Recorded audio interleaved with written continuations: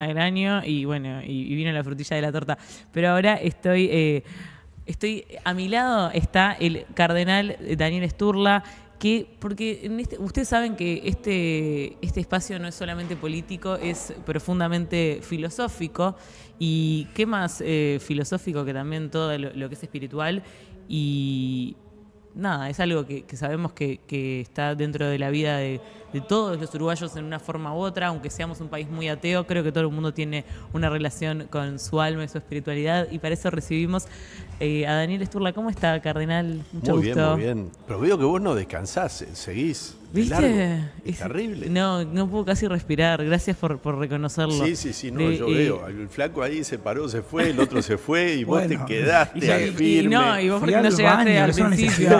No llegaste al principio porque llegaron los dos tarde y yo acá estaba. Pero ahí. llegamos. Ahí estaba. O sea que sí, es el aguante ese que tiene. Bueno, vamos arrancando de lo general a lo particular. ¿Cómo es ser el cardenal del autodefinido, tal vez el país más ateo de América Latina? Bueno, una vez Somos el Papa insoportables. Francisco, que era muy de hacer bromas, yo ya era cardenal y en la plaza de San Pedro vino a saludar y le dice el Papa al guardia, digamos, al ayudante que tenía al lado, le dice, ¿te das cuenta? Hice cardenal a este hombre que viene de un país que son todos ateos. Bueno. Me gusta que hayas empezado con el Papa Francisco porque tenemos muchos argentinos mirándonos. Y Así que- también. Y es verdad, y él ¿Y sabe vos que es también? argentino. Sí, es la sorpresa de la gente cuando digo que soy argentino es como, ¿vos también sos argentino? Bueno, Es verdad. Mirá, qué Bueno, bueno. y Podés decir, no sí, se es cuiden, parte- o sea, soy argentino nada más. Es algo bueno, no es algo malo. Somos casi...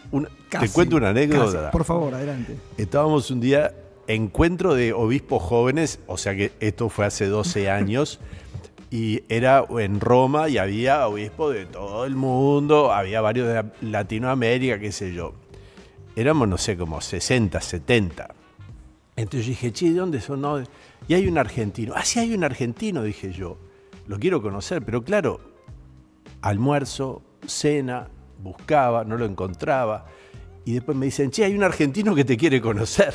Entonces nos encontramos como dos hermanos, tal Bien. cual. Entonces ahí uno dice, realmente, obviamente podemos ser con otros de Latinoamérica, también nos sentimos muy unidos, pero con nadie como con ustedes. Está bien. Ok, voy a tomar ese abrazo como genuino. Bueno, estuviste en el cónclave Sí. este año. ¿Puedes contarnos de eso? Porque además, primero salió la película Queremos el backstage, queremos el detrás de escena. Y enseguida el real. Entonces todo el mundo estaba como mucho más interesado. Yo vi la película, la viste, me imagino. La vi. Y es parecido. ¿Es fiel? Mira, parecido lo externo, sí. Lo interior, no. No. Realmente no. Fue un espíritu muy, digamos, fraterno, muy de decir las cosas que cada uno piensa y obviamente se piensa. O sea, de ese distinta teje-maneje político no se No refleja. quiere decir que no haya, obviamente también, porque para elegir a alguien hay conversaciones, pero en lo que se refiere a las reuniones previas y al cónclave como tal, el espíritu fue totalmente otro al que mostraba la película. Y lo que yo me pregunto es, porque son más de 100, ¿cuántos Bueno, cardenales los son? cardenales electores menores de 180 que entramos al cónclave fuimos 133. Pero en las reuniones previas también estaban los mayores de 80 y ahí se sumaban a unos 50 más. Claro, entonces, digo, para votar, para saber a quién votar, ¿los conocías a todos? O digo, más o menos, Bueno, tenías la carpeta con los perfiles. ¿Cómo Sí, es? cuando vas a la congregación, las reuniones previas al cónclave que arrancan desde el día siguiente a la muerte del Papa, eso está establecido así, yo llegué 5 días después, ahí cuando llegábamos, además de jurar el secreto, te entregaban un maletín donde entre otras cosas había una revista, digamos, un libraco que tenía los perfiles de todos los cardenales, ya sea de los electores como de los que no, o sea que uno ahí hablaba un cardenal y vos podías mirar. Yo de hecho, por reuniones previas, ya llevo 10 años de cardenal, conocía a varios de los cardenales, no a los últimos, porque el Papa Francisco en diciembre había nombrado como a 25 cardenales más. Que eso lo dicen como nombró 25 como para colocarse, comprarse Rosqueó. esos votos para que el próximo sea como de Bueno, su... obviamente el Papa gusto. al nombrar esos cardenales, sobre todo el último nombramiento, tiene que ver con tratar de algún modo Fortalecer. dar Seguir su rumbo, digamos. seguir su rumbo al cónclave que ya era cada vez más próximo, obviamente. Y si tuvieras que definir como el rumbo de Francisco y de ahora del Papa León, ¿cómo lo describirías? Porque, no sé, en política tenemos, bueno, de izquierda, de derecha, progresista, conservador, y seguramente no sean los mismos términos que se usen para determinar los rumbos eclesiásticos. ¿Cómo lo describirías? Bueno, sí, es muy difícil porque en la iglesia se mueven otra cantidad de cosas y uno lo ve perfectamente eso, por ejemplo, en las reuniones de las congregaciones generales. ¿Qué es conservador? ¿Qué es progresista? ¿Qué es de izquierda? ¿Qué es de derecha? No se pueden tal cual trasladar a la iglesia los mismos parámetros. Pero yo entiendo que el Papa Francisco en muchas cosas fue muy renovador y, si se quieren, algunas cosas hasta medio rupturista, pero no hubo grandes cambios que marcaran una cuestión renovadora, digamos así, sino más bien un estilo rupturista dentro de un mantenimiento de lo esencial, que eso es lo propio que tiene que hacer el Papa además, y sí con varias ventanas abiertas como para que otro pudiera continuarlas o no, que ese es el gran desafío que tiene ahora el Papa León. ¿Cuáles son los lineamientos que tiene que seguir un papa en realidad en el marco no solo de ser como el referente de una religión, sino también un referente a nivel global? Porque el Papa Francisco ocupó justamente ese rol y ese lugar que intervino en muchas cuestiones que excedían el propio rol, si se quiere, de líder de una religión. Bueno, pasa que ahí, sí, hay un tema que es clave, que el Papa cumple su rol si cumple el rol que le dio Jesucristo a Pedro. ¿Y cuál es ese rol? Confirmar en la fe a sus hermanos y ser como el garante de la unidad de la Iglesia. Y aunque parezca que esto es de la interna, que le interesa a los demás, pero la Iglesia es un elemento clave en el mundo y por lo tanto, si un Papa cumple su rol, está realmente sirviendo al mundo. Más allá de que después los papas, sobre todo en Occidente, pero hoy con una cuestión más global, influyen en muchas cuestiones. Pensemos un Juan Pablo II, que quizás fue un papa, también por estar tantos años, que tuvo una influencia muy importante en todo el movimiento que se dio en Europa oriental, caída del muro, etc. Pero Benedicto fue un gran pensador, quizás de los últimos grandes pensadores de Occidente, y bueno, eso cada vez que hablaba Benedicto, todo el mundo paraba la oreja, porque algo importante decía. Francisco creo que tuvo una influencia, sobre todo con el tema de la Laudato Si, esa encíclica que se refiere a los temas ambientales, porque puso el tema ambiental con un apoyo muy fuerte de la Iglesia. Eso le dio también mucha importancia. Después se metió en temas más polémicos, como por ejemplo el tema de la inmigración, que en Europa es un tema hiperpolémico, y él con una defensa muy grande de los migrantes. Bueno, y también en otros campos donde él incursionó, pero quizás no con esa, digamos así, esa fuerza con la que pudo tener la influencia, digamos así, política en sentido global que tuvo un Juan Pablo II, por ejemplo. O sea, no llegó a ese nivel. Yo creo que no, primero porque estuvo 27 años Juan Pablo II y Juan Pablo II asumió como papa con 58 años. Francisco con 20 años más. Eso tiene su influencia también en la fuerza que tiene una persona. Trayéndote más a este país, siempre en este programa por lo menos hablamos mucho del tema salud mental y se puede agarrar de diferentes perspectivas, de la individual, de la política pública, del capitalismo, de todo, pero no muchas veces, o por lo menos no lo hemos profundizado tanto porque no es lo que dominamos, el tema espiritual. Y yo soy, la verdad, o sea, me adhiero a la teoría de que hay una correlación, no sé cuán grande, pero que existe, de la poca fe que tiene el uruguayo y los grandes índices de suicidio. ¿Cómo lo ven desde la Iglesia? Bueno, yo creo que es así. ¿Por qué? Porque en definitiva uno entiende que lo más importante en la vida es encontrarle un sentido a la vida. ¿Por qué vivo? Tratando con chicos, por ejemplo, con chicos adictos, nosotros tenemos una obra que es muy interesante, Facenda de la Esperanza para chicos adictos, que son de diferente nivel social, pero que en general son muchachos que han estado en la calle propiamente. Es un lugar que se interna, como una... Se interna, como un año de internación, digamos como así. Una granja. Sí. Hay una en Cerro Chato, otra acá en Montevideo en Punta Rieles, hay una para mujeres en Melo. Bueno, hablando con ellos en general, a diferencia de otros países de América Latina, donde hay gente de repente que tiene algo de fe, acá llegan 0 en nivel de fe. Y el vacío espiritual que sienten es muy hondo.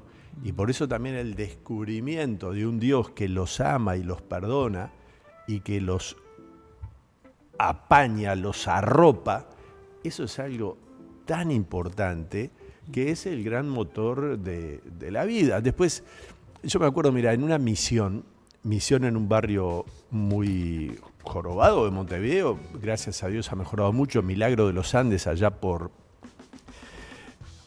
Aparicio Saravia, viene a ser Jardines del Hipódromo hacia el norte, digamos.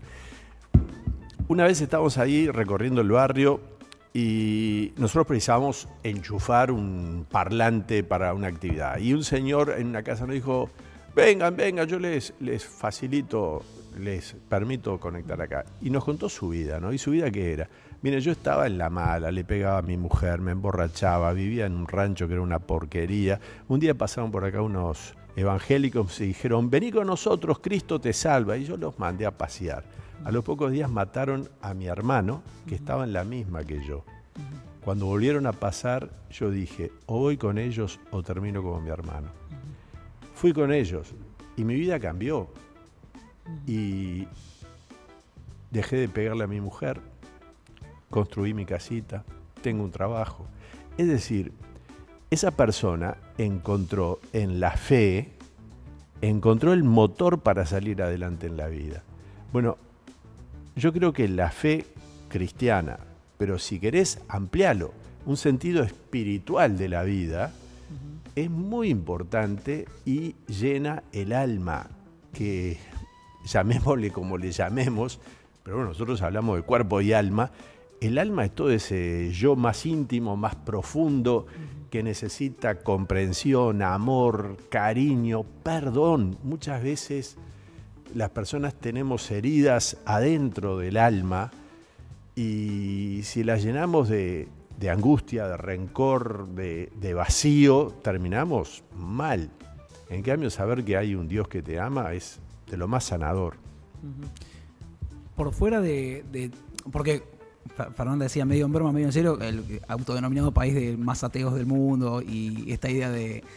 Y si no, por lo menos la separación Iglesia del Estado, que también es muy fuerte, la laicidad y todo lo demás. Ahora vamos a meternos un poquito en ese tema, pero antes, ¿cree que es posible una espiritualidad por fuera? Recién decía, usted dentro de la fe cristiana, pero también cree que sería buena en cualquier ámbito de la espiritualidad, pero ¿cómo se trabaja o si se puede trabajar la espiritualidad fuera de las instituciones y a la vez vinculado con la Iglesia sin que sea como una oposición y una vista de nosotros versus ellos o por fuera o por dentro? ¿Cómo se trabaja eso? Porque yo leo bastante seguido a Leonardo Guzmán, es un periodista del País que escribe los viernes, un veterano ballista. Él, según tengo entendido, fue el que le puso la mayúscula a Dios en el diario El Día. El diario El Día escribía a Dios con minúscula y al Papa lo llamaba por su nombre. Bueno, es de la tradición uruguaya más rancia. Y él siempre habla de la dimensión espiritual, siendo un hombre que supongo yo que estará en búsqueda espiritual, pero no es un católico, por decir así. Obviamente, si nosotros hablamos de esta parte del mundo, estamos impregnados, guste o no, por el cristianismo. Entonces, de algún modo, o por el judeo-cristianismo. De algún modo eso marca nuestras pautas culturales y espirituales.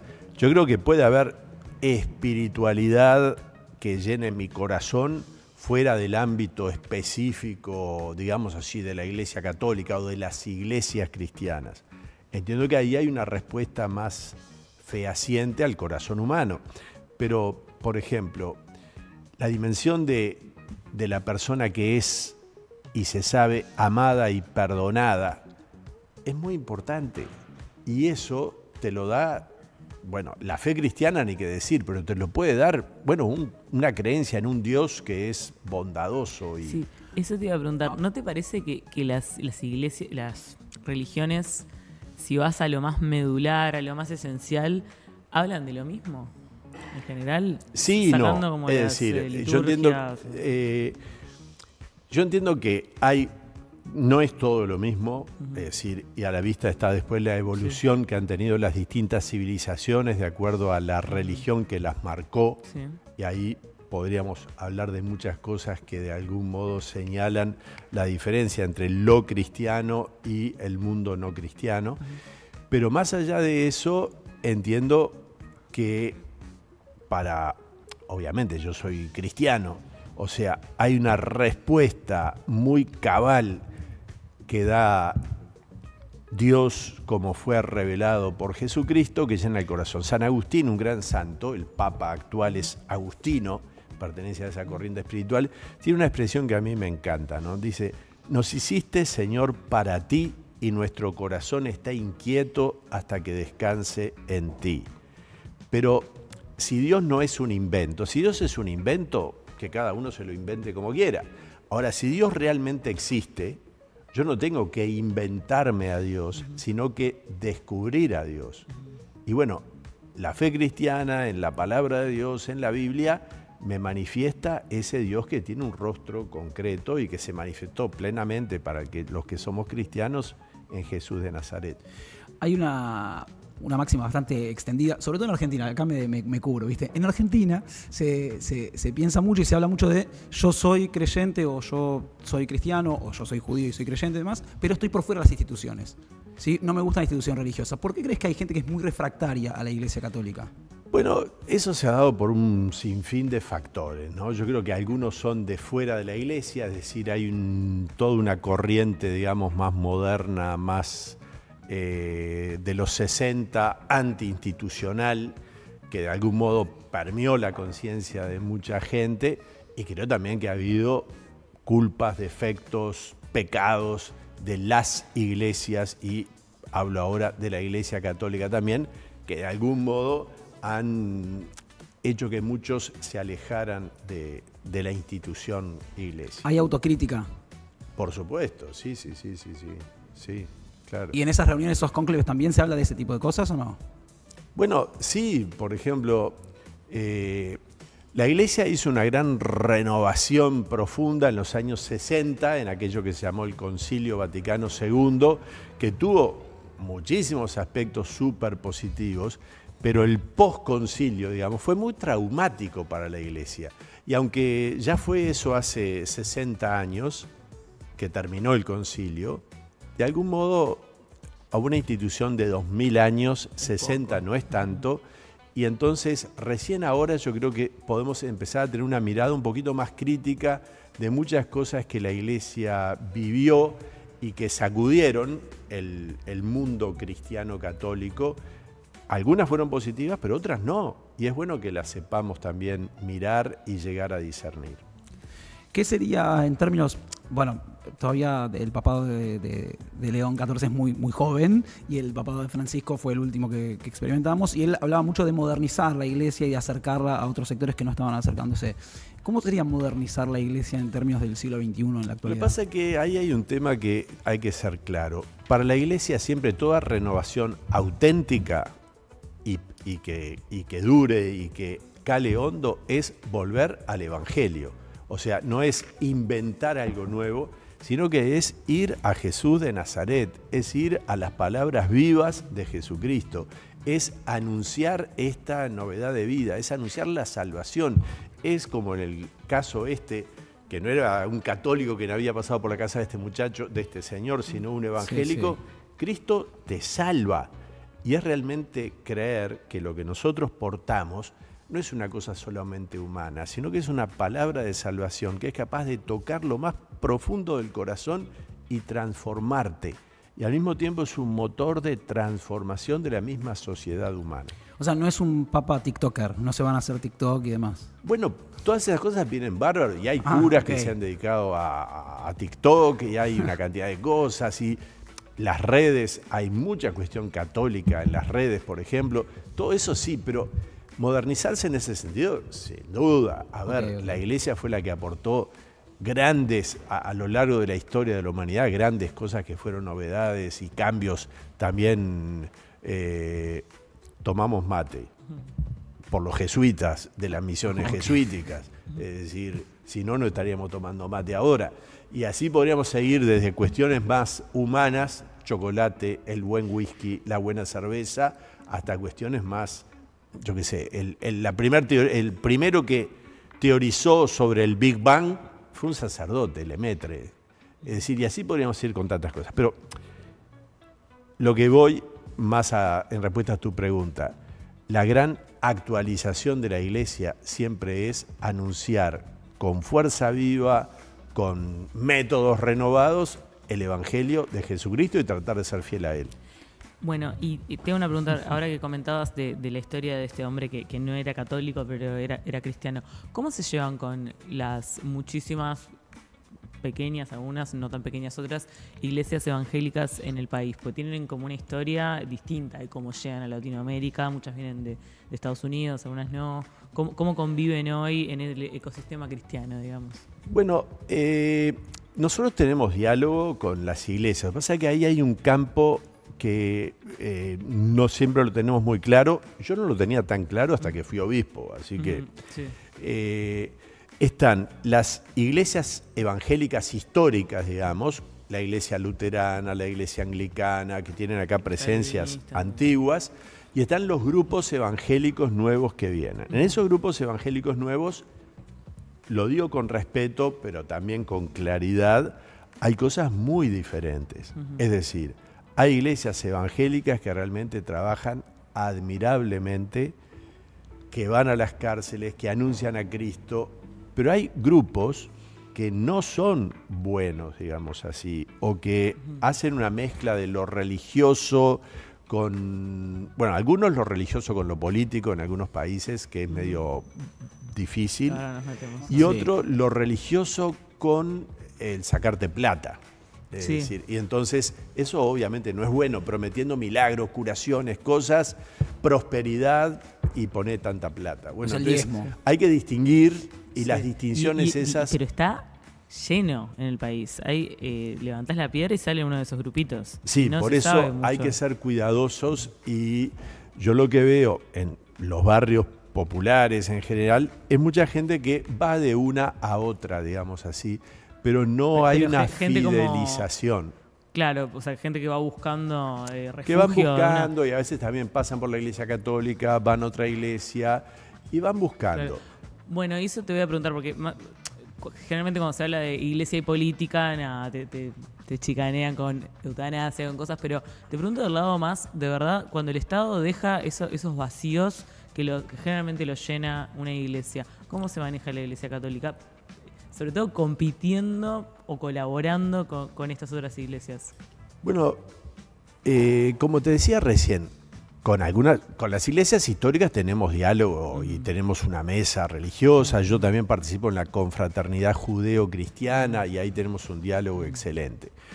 Con las iglesias evangélicas, digamos, las que tienen raíces más profundas, también tenemos diálogo. Si bien ahora hace un tiempo que no, cuando la pandemia tuvimos mucho diálogo por el tema de hablar con el gobierno. Después, la Iglesia Católica sigue, digamos, de algún modo en la misma, en el sentido que la gente sabe su parroquia, su capilla y lo que va a encontrar. Diríamos así, con cierta seriedad, con una formación atrás de quienes son los sacerdotes, los diáconos, los que están allí. Después, en el submundo, digamos así, de estas pequeñitas iglesias que abren y cierran, bueno, no lo conozco mucho. creo que hay cosas muy diferentes, entonces no me animaría a opinar. Pero bueno, Claro, porque es la una gente gente es que un día libre. se levanta y dice soy pastor y es pastor. Bueno, en algunos casos hacen sí, un curso. en No, otros en no. algunos casos En no. algunos casos sí, en otros no. Ok, Por eso ok. es un mundo muy diverso. Bien. Hay iglesias fantásticas que hacen un enorme bien a mucha gente y que anuncian a Jesucristo. Yo creo que por ahí parte el tema, ¿no? Si es un anuncio que transforma la vida o es un anuncio unido a te doy, me das y te consigo el milagro. Entonces Más ahí hay una utilitario. línea, no siempre es fácil de distinguir, pero creo que ayuda a las personas a ver dónde hay realmente un anuncio transformador o una cuestión más de aprovecharse de la credulidad de la gente. Vamos a meternos en política. Dale. Religión y Opa. política. No, pero en Yo el sentido, después voy usted a lo la mencionó inteligencia recién. artificial. O sea, usted lo mencionó recién, pero la primera pregunta es, ¿Daniel Sturla puede hablar por fuera de la institución? No. No porque represento a la Por institución. eso. Pero sí. entonces podemos hacer todas las preguntas dentro de la institución. No, pero recién usted mencionó el tema del vínculo de estas iglesias con la política como algo opaco o por lo menos, no sé si usted no dijo polémico, pero dejó entrever que había algo que no le parecía del todo bien. Acá no se da, hasta ahora al menos Ok. no se En da. la región. O se da mínimamente. Me consta que en la región hay situaciones, por ejemplo, en Brasil, tengo entendido que Sí. hay una bancada evangélica, en otros países de América Central ha sido muy fuerte la influencia de iglesias evangélicas en algunos gobiernos. El Uruguay es una realidad distinta. Creo que Argentina y Chile tampoco tienen esa situación, Paraguay creo que tampoco. No tienen bancadas, tienen injerencia de determinadas iglesias, e incluso la Iglesia Católica tiene injerencia en sectores Bueno, pero parlamentarios. eso está bien, es decir, A eso iba. ¿Cree que está bien el vínculo de la política con la religión? a por ver, fuera el de la vínculo bancada? política y religión está desde que existe el ser humano.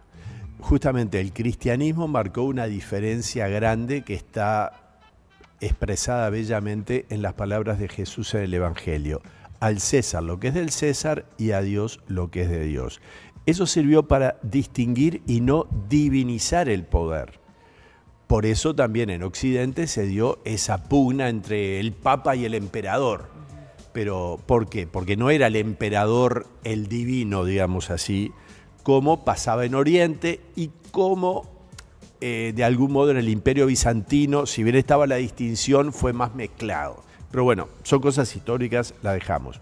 Yo digo, la Iglesia interviene, yo ahora voy a hablar de la Iglesia Católica y Sí, después, la Iglesia Católica interviene en política en el sentido amplio del término, en cuanto que integra la sociedad, es forjadora de esta sociedad. A mí me gusta decir que la Iglesia es partera de la patria. La iglesia y el ejército dicen padre y madre de la patria, ¿no? Bueno, dejemos a la Iglesia como partera y no me pongo con padre y madre.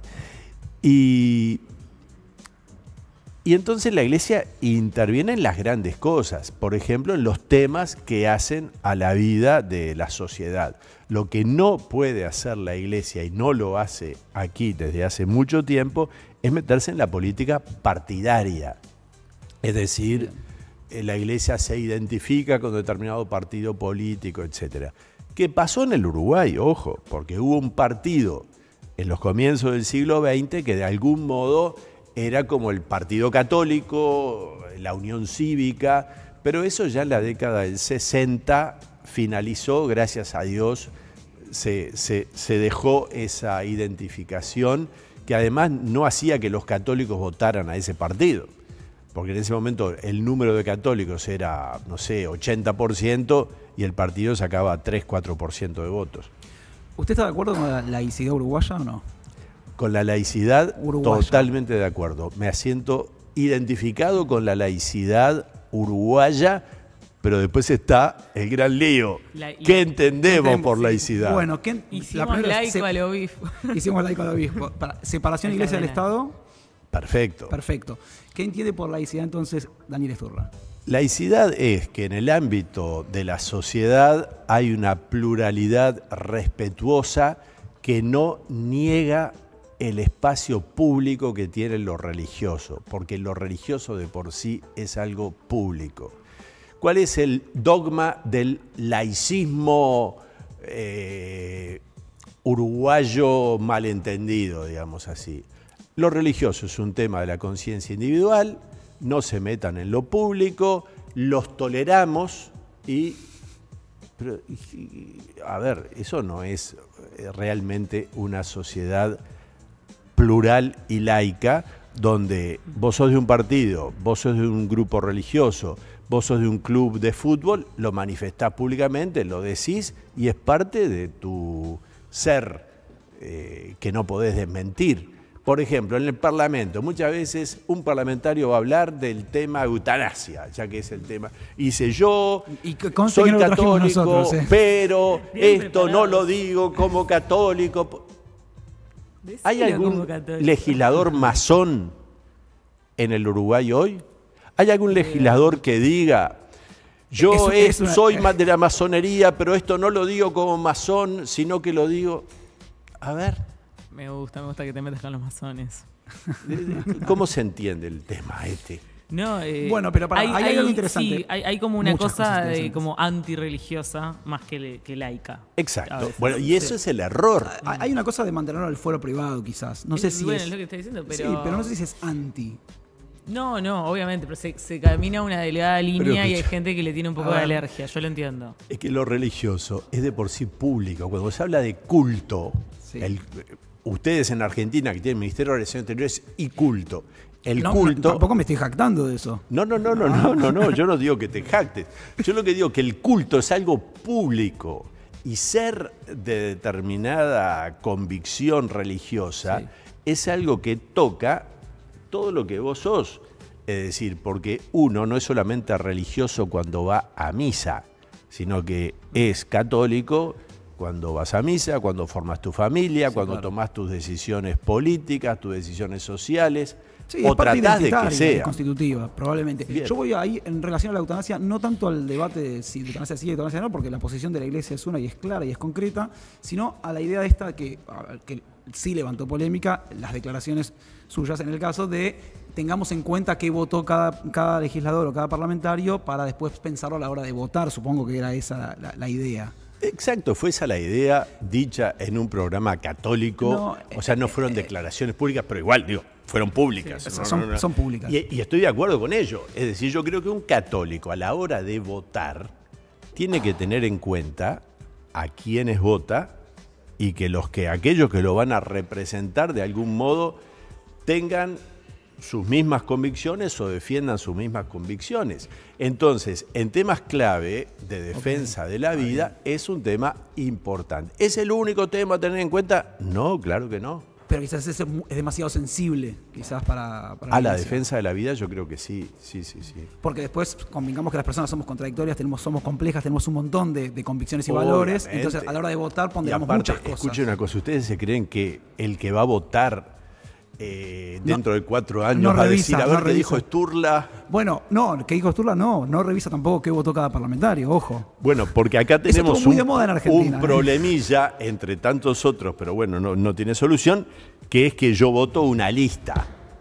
Ojalá yo pudiera, cuando voy a votar, elegir candidatos por cada elegir mis candidatos a legisladores. Ese es el sueño eclesiástico. Ese es el sueño de la Iglesia, poder votar a cada uno según... Pero eso sería lo ideal y sucede en algún país. O sea, yo quiero votar a todos los que más me gustan, no a la lista que me ponen. No, me parece un montón. Pero hay formas de hacerlo. Eso iría, para mí va un poco, puede ser, igual me parece que iría un poco en contra de la tradición partidista o partidocéntrica de Uruguay, que... Por otro lado, ojo, que es una de las defensas ante otros fenómenos que ocurren, por ejemplo, las bancadas evangélicas. Totalmente de acuerdo. Con lo cual, ojo. Y tiene su parte positiva, pero bueno, fue un comentario. No, realmente. Bien, estamos charlando acá. Realmente, es decir, creo lo que dije, se lo sacó de contexto y se le dio un titular dentro de un contexto en el que yo estaba hablando del tema eutanasia. Pero ¿no crees que es una injerencia de la Iglesia en la política o en la política partidaria? Por supuesto que no creo que lo sea y lamento que se haya tomado así, pero ya está, punto. Es decir, y ojo, estoy de acuerdo con lo que dije. Sí, está ratificándolo. Sí. Okay. Yo, A mí Lo vas a yo tener no en le cuenta. veo la contradicción. O sea, él defiende los intereses que defiende y dice, bueno, voten a los que Yo no voy a defienden hablar estos. por los que cuestionaron eso. Yo Pero traje bueno, la pregunta. no importa, no importa. Quiero cambiar de tema porque quiero hablar de mi obsesión, que es la inteligencia artificial. Y que no, No te escuché. Su obsesión es la inteligencia artificial. Pa. Exacto. Bueno, no, vi que en una entrevista comentabas que incluso en el Vaticano se planteó como un tema del que va a haber que tener opiniones y van a tener que hablar. Y te quería mostrar algo que un ex compañero mío de Sí, trabajo qué que es miedo. evangélico me dijo, y yo dije, banco esta teoría, de que para él la inteligencia artificial es el anticristo. ¿Por qué? O sea, estás hablando con el representante de la iglesia, tampoco puede decir cosas a la ligera. No es a la ligera. A Él ver. es muy creyente. Ok, Y Pero vos te reís. Y me pasó. No, porque me río de los nervios. Porque. Y me citó esto. Estas escrituras, la verdad, no sé en qué parte están. Capaz que si te las sabes de memoria, me las sabes ubicar. Pero dice: esto habla del anticristo. Y para mí le cabe a la inteligencia artificial. Y lo voy a leer y todos interpretamos si se puede aplicar o no para el anticristo. También se le dio boca que hablaba grandes cosas y blasfemias, y se le dio autoridad para actuar 42 meses, y abrió su boca en blasfemias contra Dios para blasfemar de su nombre, de su tabernáculo y de los que moran en el cielo, y se le permitió hacer guerra contra los santos y vencerlos. También se le dio autoridad sobre la tribu, pueblo, lengua y nación, y la adoraron todos los moradores de la tierra cuyos nombres no estaban escritos en el libro de la vida del Cordero, que fue inmolado desde el principio del mundo. Si alguno tiene oído, oiga. Si alguno lleva en cautividad, va en cautividad. Si alguno mata a espada debe ser muerto. Aquí está la paciencia de la fe y de los santos. Y me dijo, Supongo que es aplica la Apocalipsis. inteligencia. Sí. A ver, todo avance técnico importante que el hombre ha realizado, bienvenido sea. Después el tema es Todo, el la bomba componente. atómica, no, bienvenida sea, no. Bueno, pero la Pero la energía fisión de los nuclear, átomos está bien, o fue sea. algo muy bueno. La energía atómica es muy buena. Por eso el tema es lo ético. Ahí hay una palabra que decía Benedicto XVI que es muy importante. Progreso técnico-científico no va unido al progreso moral, ético de la humanidad. Porque eso cada generación... Y porque lo llevan adelante personas. Exacto, pero cada multimillonarias, generación tiene de algún modo que rehacer su ética, su moral, de acuerdo a esas nuevas realidades que el mismo ser humano va creando. La Iglesia ya tiene un documento sobre inteligencia artificial que lo publicó la Santa Sede. Yo leí en parte, me resultó un tanto pesado, no soy especialista en el tema, Lo pasaste uso por la ChatGPT, inteligencia haceme un artificial, lo resumen. uso poco, pero me parece interesante que la Iglesia esté metida en el tema y que cuando León XIV, la primera explicación que da recién elegido Papa a los cardenales de por qué eligió el nombre León, dice, León XIII, su predecesor con el mismo nombre, estuvo y fue capaz de iluminar el momento de la segunda revolución industrial. Ahora estamos en una revolución dada por la inteligencia artificial y por eso es uno de los motivos por el que yo me pongo el nombre de León. O sea que el Papa es plenamente consciente de la revolución que significa la inteligencia artificial. Ahí viene cómo los seres humanos somos capaces de hacer digamos así, un esfuerzo de dar una serie de coordenadas éticas al tema y ahí estarán los organismos internacionales, la Iglesia que puede iluminar, ahí está ese documento de la Iglesia salido este año y bien, y habrá que ir viendo. Yo creo que no hay que tenerle miedo a los descubrimientos científicos y después depende todo cómo se utilizan, ¿verdad? Está bien. Es interesante porque generalmente en el imaginario popular a veces se contrapone ciencia e iglesia y en realidad es capaz que algo que ya está totalmente Eso, perimido. o sea, eso ha sido un invento. Porque pocas instituciones han aportado tanto a la ciencia como la Iglesia Católica. Entonces se tomó un pequeño asunto que fue con Galileo y qué sé yo, para hacer de eso, y Galileo fue un católico fervoroso hasta el último día de su vida. Tuvo un problema, pero de eso, bueno, se agrandó. Hay una cosa muy linda que se llama un libro, La Iglesia en la Historia de la Ciencia. Bueno, es impresionante, pero pensemos en el Uruguay. ¿Quiénes son los primeros científicos uruguayos? 2 sacerdotes, Pérez Castellano y Larrañaga. Esos son los 2 primeros científicos, los 2 primeros tipos que pusieron la cabeza al servicio de la ciencia en el Uruguay. Larrañaga es el que clasifica una cantidad de plantas originales nuestras, y como él estaba en relación con instituciones internacionales, es el que les pone nombre, etc. Y además de otra cantidad de cosas que hizo a nivel de la ciencia, de la fauna, de la flora. Es decir, eran tipos con una cabeza muy universal. Y así podríamos seguir en distintas ramas de la ciencia, en el Uruguay y en el mundo. O sea, la pelea, esa es una parte de la leyenda negra. No, bueno, pero más allá de la pelea, convengamos que hay elementos dentro de la ciencia o dentro de la religión que son opuestos. Digamos, inevitablemente. No porque no pueda haber religiones. Bueno, el propio método científico que busca contrastar empíricamente determinados elementos hace que en la doctrina religiosa no están incorporados. O sea, que son distintos campos del conocimiento, sí, totalmente de acuerdo, pero que se contrapongan. Entonces, no entiendo por qué hay contraposición. Lo artístico y lo científico, ¿son opuestos? No, son distintos campos. Diferentes métodos de acceso al conocimiento. Sí, porque se trata de objetos de conocimiento diverso. Es decir, no hay ninguna contraposición. Perfecto. Yo estoy de acuerdo, yo creo que... ¿Estás de acuerdo? Para mí el mundo es muy difícil de conocer y todos estamos entrándole por diferentes lados a la cosa que no podemos definir. Bueno, volviendo un poco a Uruguay y al alma uruguaya, un tema que tocamos al pasar. Me encanta que hables del alma uruguaya. ¿Cómo definís el alma uruguaya? ¿Cuál es la taxonomía? ¿Cuál es nuestra característica?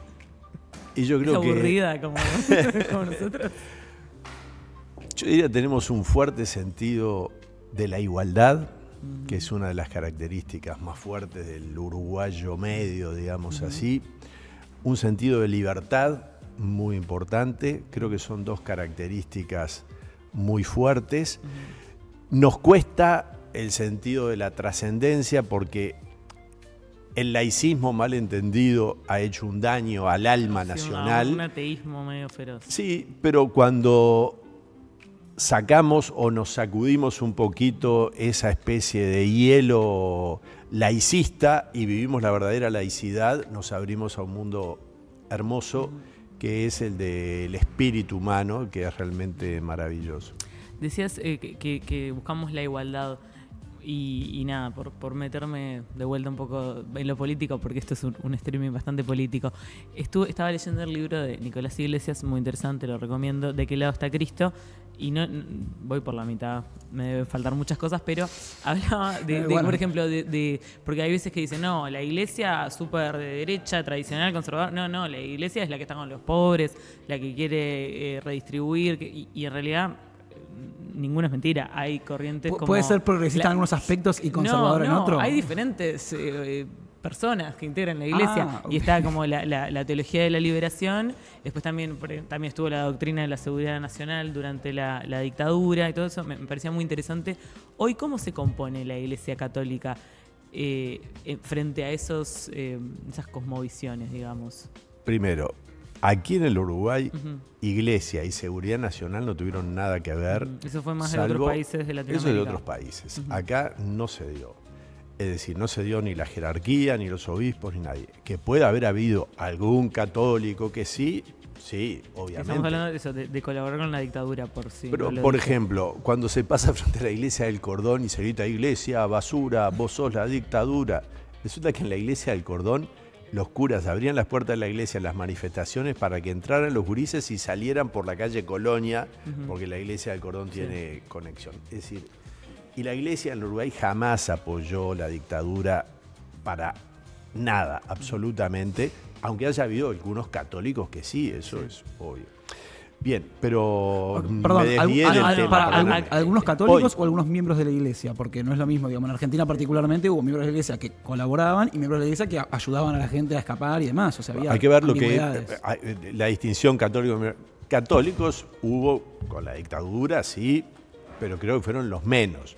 Pero la iglesia, institución, no tuvo nada que ver, y al contrario, los obispos y todo fueron más bien críticos dentro de las posibilidades del Uruguay. Y Entonces acá hoy yo creo que, hoy me parece a mí, estamos menos ideologizados. Por ejemplo, los jóvenes católicos hoy en el Uruguay unen sin ningún tipo de problema la adoración eucarística, el rosario, con el servicio a los más pobres. Y vos ves chicos católicos con una fe más profunda, más interior quizás, menos trabajada, digamos así, ideológicamente, pero que van a servir a los más pobres en los barrios, que ayudan a la construcción de viviendas, que salen a dar de comer a la gente que está en situación de calle, que van a trabajar al Cotolengo Norione o a las misioneras de la caridad de la Madre Teresa de Calcuta. Es decir, hay una unión, oración y servicio mayor que la que había cuando yo era joven, que bueno, los que rezaban mucho eran como los conservadores, y los que servíamos a los pobres, pues yo estaba en un grupo que íbamos a servicio, qué sé yo, éramos los que sí seguíamos a Cristo. Creo que hoy los jóvenes de hoy no se hacen tanto drama y saben unir mejor ambas cosas. ¿Y hay un regreso de los jóvenes a la iglesia? Yo diría, la iglesia de hoy, y distinto a lo que será la iglesia del futuro, es una iglesia donde es mucho más minoritaria que la que era hace 40 años, o sea, el número de católicos ha disminuido. Creo que hay una vitalidad, pero en grupos más pequeños, en una iglesia que es más minoritaria, en una iglesia donde el ser católico tiene más de convicción, y donde a veces se da que hay muchos chicos que llevan a sus padres a la iglesia. Y después el otro fenómeno que se está dando es que hay más adultos que se acercan a la iglesia. Uno puede decir, entonces, ¿está creciendo? No, no estamos creciendo en número. Si se quiere, estamos disminuyendo en el porcentaje global. Pero hay como una vitalidad nueva, interesante, que yo creo que va a ser la que va a dar continuidad a la iglesia hacia el futuro. ¿Y te parece que responde a cosas como esto que la ultraconectividad de la tecnología, los temas de salud mental, tal vez los temas económicos, tal vez temas de adicciones que están cada vez peores? ¿Cómo responde a eso? Bueno, el dejar o el volver. No, el volver. Como que el volver ante un responde mundo que a está cosas muy distintas. Yo creo que el vacío existencial de un mundo materialista, consumista y no religioso es tremendo, ¿no? Y lleva a una soledad profunda del corazón, y la gente en definitiva todos buscamos ser felices, y la felicidad humana está unida al amor. Y hay mucha comunidad en la religión.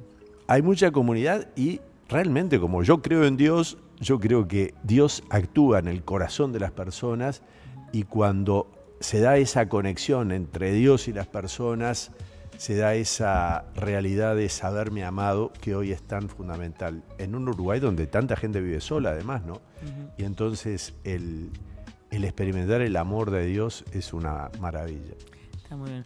¿Tenés algo más para cerrar? ¿O? No, te estoy robando agua del termo, quiero que lo sepas. Está muy bien, está bien. Bueno, Daniel. Eso está mal. ¿Eso es pecado? ¿Eso es pecado? No, si estás, lo que estás haciendo es tomar prestado el agua. Okay. Yo estoy ya con el agua tibia acá. Me acaba de justificar el cardenal. Quiero que sepan que me justificó que le acabo de sacar agua a Fernando. Perfecto. Bueno, muchas gracias. Nosotros vamos a terminar este programa. Quiero volver a